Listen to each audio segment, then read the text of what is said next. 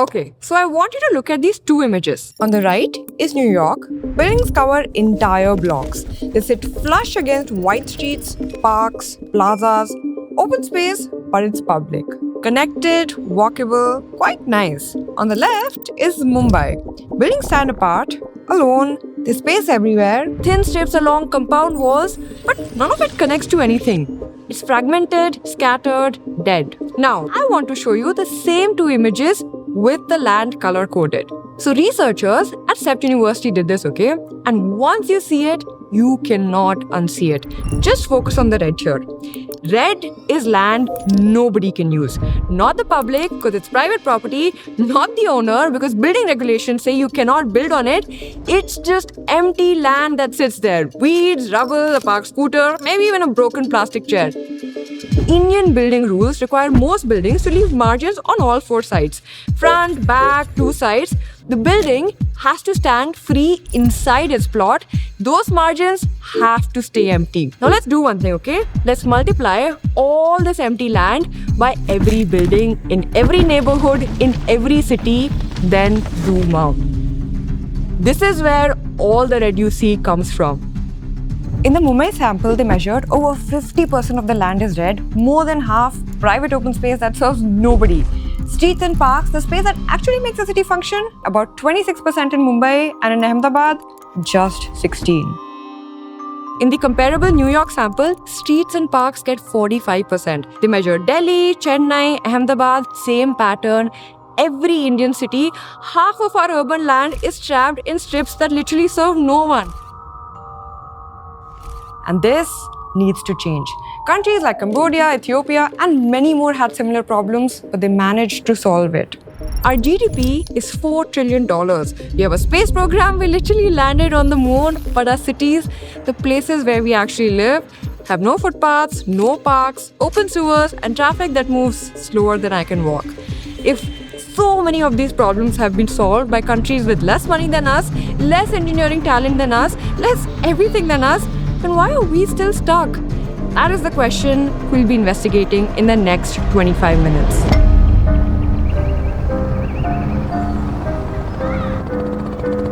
Okay, so since I saw this image and this research paper by CEPT, I started noticing it everywhere in my city. So I was reading this book, Order Without Design by urban economist Alan Bertrand. He spent 40 years at the World Bank studying how cities across the world actually function, and he makes this argument that reframed everything for me. A city, he says, is not just a piece of architecture. A city is a labor market. Its core job is to connect workers to jobs. The productivity of a city, how much people earn, how their kids' lives go, depends on how many jobs a worker can reach within a reasonable commute. Now, I want you to think about what that means for two different people in the same city. For someone on a software salary in Bangalore, that's not really a constraint. You drive, you take a cab, you hop on the metro, your labor market is literally the whole city. But for the woman who cleans your apartment, she walks or takes the bus for part of the way. Bertrand made a point that really stuck with me. He says that for the poorest urban workers, the cost of transport is not the time. It's the money, it's the rupees. A 50 rupee auto ride is literally a meal for them, so she walks. Her labor market is defined by how far she can walk in 45 minutes. If the city has continuous footpaths, continuous access, great infra, her labor market expands, hundreds of households, hundreds of small businesses that might hire her. Without it, her income stays low. Her kids go to the school she can afford, the ones closest to home. Her grandkids maybe end up living in the same bracket. So footpaths, walkability, they aren't just an inconvenience for the poorer strata of society, they're a cap on generational mobility. So they remain stuck in the very poverty they're trying to escape. That's what's at stake, and that's what the red on the map is indicating. So if bad walkability shrinks the labor market for the poorest people in your city, the obvious question is, why is there so little walkable space? Where did all the public land go? The answer is hiding in how we build our buildings, and it's not what you would expect. Mumbai builds high-rises, 20, 30 stories, so you'd expect Mumbai to be one of the densest cities in the world by floor space, right? More towers, more floor space, denser city. That's what I had assumed too. For a long time, I thought the fix was simple. Just let people build taller, problem solved. And then I saw this diagram and realized I had it backwards. Indian building regulations require you to leave empty margins or setbacks on all sides of a building. And those setbacks increase with height. A low-rise building might only need 3 meters of open space, but as height increases, the required margin grows with it. Now let's look at what that means for floor space. Same plot of land, same total floor space, different coverage. Watch what happens as you change how much of the plot the building covers. At 20% coverage, you need 10 floors. You can basically only use a fifth of the plot, so you go up. At 50% coverage, 4 floors, same space. At 100% coverage, 2 floors, same floor space as a 10-story tower or a fraction of the cost. And here's what every civil engineer knows, okay? Past about 4 floors, the cost curve bends hard. You need elevators, structural reinforcement, fire systems, pressurized water, deeper foundations. So here's the thing nobody tells you. A city of 4-story buildings that cover most of their plots can hold just as much floor space as a city of 10-story towers standing in empty setbacks. Same density, a fraction of the cost to build. Indian building regulations, by mandating wide setbacks and capping plot coverage, force buildings onto the expensive side of that curve. For the same floor space you could have had in 4-story walk-up, we force developers into towers. We are literally regulating housing into unaffordability. And when legal housing is unaffordable, people build informally, and that is where the slums come from. Not from laziness, not from criminality, from regulations that made the legal option impossible. The building regulations were designed explicitly in their own documentation to restrict density, spread people out, keep slums from forming. The slum ends up packing more people per hectare than the towers ever do. The regulations meant to reduce density produce the highest density in the city in the exact settlements they were designed to prevent. Why?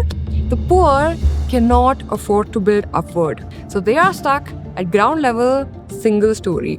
And it's not just the poor. Urban economists have documented that in Mumbai, even median income households, not low income, median, have been pushed into informal housing as prices rose faster than wages. The logic is brutally simple. Restrict legal floor space, reduce supply, raise prices, push people down the housing ladder. The regulation produces the very form of housing it claims to be fighting. And it's not just the supply of housing you can buy, the supply of housing you can rent was destroyed too. The Bombay Rent Control Act of 1947 froze rents for decades. Landlords could not raise rents, so they stopped maintaining buildings. Tenants couldn't move because giving up a rent control flat meant entering a market where nothing affordable existed. The formal rental market in Mumbai effectively struggled to exist. In a 2004 World Bank paper, researchers modeled what Bangalore, my city, would look like without these restrictions. The answer? The city would be measurably more compact. Housing prices would be lower, and the economic burden of the restriction on the average household, measured as the extra cost of commuting from a city that's been spread out artificially, was estimated at between 3 and 6% of annual consumption. Even at the low end of that range, in a country where the margin between getting by and not getting by is thin for hundreds of millions of people, that burden is real. And you know what? That burden is not imposed by fate, it's imposed by a rule. So let me take you through where these regulations came from. So, where did this rule that's wasting all of our space come from? The answer here is not one choice, it's 3 across 60 years, each one compounding the damage of the last.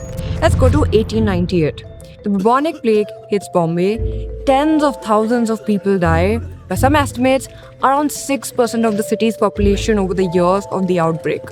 Commerce collapses, and the British colonial government, which until then had mostly managed the fort and the cantonment, the parts where British people lived, suddenly decides it needs to control the entire city.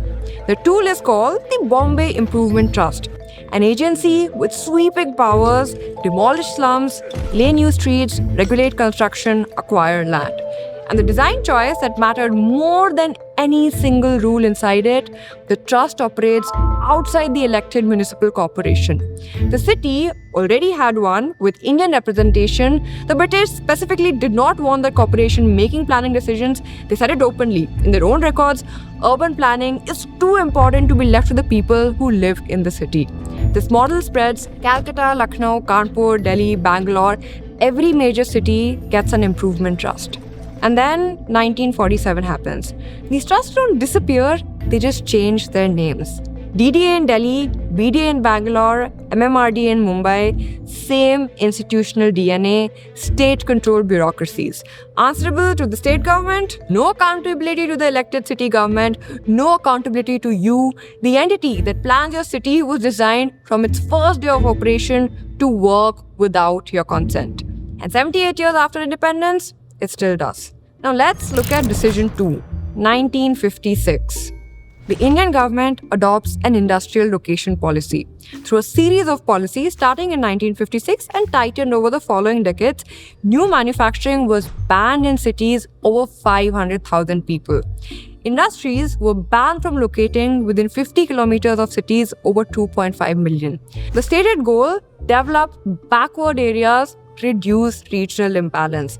The policy did not stop industry from growing in Mumbai and Bangalore, it just made it more expensive and more informal. But what it did do, and this is the part that's catastrophic, is divert government infrastructure spending away from the cities people were actually migrating to for 50 years. And that brings us to the final decision that piled on. But before we move ahead, we need to pause for a moment to show you something that's gonna come in handy. We want to thank Odoo, our partner for this video, for helping bring this story to life. Odoo is an all-in-one enterprise management app that helps you manage business needs like sales, accounting, inventory, and CRM. Now, if you run a business, you know the difficult part is not just getting leads, it's keeping track of every lead, following up at the right time, and knowing which opportunities are actually worth focusing on. That's where Odoo CRM comes in. It gives you a clear view of your sales pipeline where every opportunity is shown as a card with all the important details. You can move leads from one stage to another using a simple drag and drop Kanban view, and each stage gives you an overview of expected revenue. You can also schedule calls, meetings, emails, and quotations in just a few clicks. Incoming emails automatically get added to your pipeline, and all customer communication stays in one place. And if you have too many leads, Odoo's AI lead scoring helps score them so your team can focus on the right priorities. Plus, you can create quotations, automate lead creation and team assignments, and track forecasts, team performance, and dashboards. The best part though, Odoo is more than just a CRM management tool. It's an all-in-one business management software with 45 plus applications that scale as your business grows, and you can get the whole suite for just 580 rupees per month per user. So check out Odoo from the link in the description. Now back to the video. 1962. This is a big one. The Delhi Master Plan, India's first statutory master plan, and the central government turns around and tells every state, copy this. The development authorities were given sweeping powers to acquire farmland by force from villagers, plan the new neighborhoods themselves, and sell off plots. That model produced decades of farmer protests, court cases, and huge tracts of land locked up in legal disputes, sitting unused while the cities sprawled around them. Now, the planners who wrote it looked at Indian cities and saw overcrowding, disease, slums, and they drew a conclusion: density is the enemy. Spread people out, cap floor space, make buildings stand alone inside compounds with wide margins, contain growth with green belts, let the state control supply through acquisition. But the problem was, the planners had the causation backwards. Cities exist because of density. That's the entire point of a city. People and firms cluster so they can interact more, trade ideas, share workers, specialize, learn from each other. Now, economists call this agglomeration. Is the reason Silicon Valley is in one place and not 50 states. Is the reason Tirupur exports garments and Surat polishes diamonds and Bangalore writes code. The congestion and disease the 1962 planners saw weren't caused by density, they were caused by inadequate infrastructure at that density. The right response would actually have been to invest in infrastructure to support the density that made the city productive. Instead, the planners literally suppressed the density itself, which shrank the tax base, which reduced revenue, which kept infrastructure weak, which justified keeping density low. A self-reinforcing trap, still running, still consuming your commute. And if these regulations are so obviously broken, why haven't they been changed? 60 years is a long time to keep a bad rule. It's because somebody profits from it. See, low FSI creates artificial scarcity. Scarcity inflates land prices. High land prices benefit existing property owners. They benefit the politicians who control rezonings because every exception to the rule becomes a favor worth money. and they benefit large developers who can navigate the regulatory maze because the complexity itself keeps the small builders out. This is a faulty system working exactly as intended, just not for you. In 1991, India liberalized the economy. In 1992, the 74th Constitutional Amendment said cities should plan themselves. But the state laws governing development authorities were never changed. They are still based on a 1960 model law derived from the British 1947 Act. A law the UK completely overhauled decades ago. But look at us. We are still running our cities on legislation the country that wrote it threw away. Now I'm going to show you the deeper irony here, okay? Indian cities used to know way better than this. Look at old Ahmedabad, Jaipur's walled city, Varanasi, buildings that used to cover most of their plots. That front directly onto the street, open space consolidated in the center, basically a courtyard, shaded, usable, where kids used to play, where the family gathers in the evening. This is actually centuries of accumulated knowledge about how to build in a hot, dense climate. Courtyard buildings are cooler because the consolidated shade creates airflow. They're cheaper because you don't need 10 floors. They produce better street life because shops sit at ground level and eyes watch the street. Modern Indian regulations took all of that, centuries of it, and threw it out in exchange for freestanding towers surrounded by strips of weeds. Okay, so if the master planning approach doesn't work and 60 years of evidence says it doesn't, has anything actually worked? Anywhere? Well, I did find a few things, and some of them in places I did not expect, like Gujarat, our own country. So in 1915, a British surveyor named A.E. Mirams invented something called a town planning scheme. Here's how it works, okay? And it's surprisingly simple. So when a city expands into farmland, instead of the government forcibly acquiring the land, planners survey the whole area, record every farm size and value, then redesign the layout with proper streets, parks, and building plots. Every landowner who contributes gets back a plot proportional to their original farm. Slightly smaller because everybody contributes equally towards streets and parks. A betterment charge capped at half the increase in land value pays for infrastructure. Nobody loses everything while their neighbor keeps everything. It's a self-financing, no government budget. It's fair, proportional contribution, and it works. Mirams made over 60 of these schemes. Gujarat has used them continuously for over a century. They rebuilt Bhuj walled city after the 2001 earthquake. Mirams has described landowners going from open hostility to undisguised gratitude. Now, the honest question here is, if this works so well, why hasn't anybody else adopted it? It's been 110 years almost. The answer is, it requires skilled planners who can negotiate, value land, and exercise judgment, not just draw maps. Because planning schools don't really teach it, because the master planning orthodoxy said the state should acquire land, not collaborate with landowners, and because development authorities have no incentive to share power with the people whose land they are planning. The TPS is not a magic solution, it's just evidence that a different approach is possible within Indian law, Indian politics, Indian reality. And that's what matters. And before you dismiss this as a one-state experiment, the rest of the world already proved its skills. So the same concept was independently tested in Germany in 1902. Japan adopted it in 1999, 4 years after Mirams. After the 1923 earthquake flattened Tokyo, they used it to rebuild a huge part of the city. After World War II, they rebuilt 102 cities with it.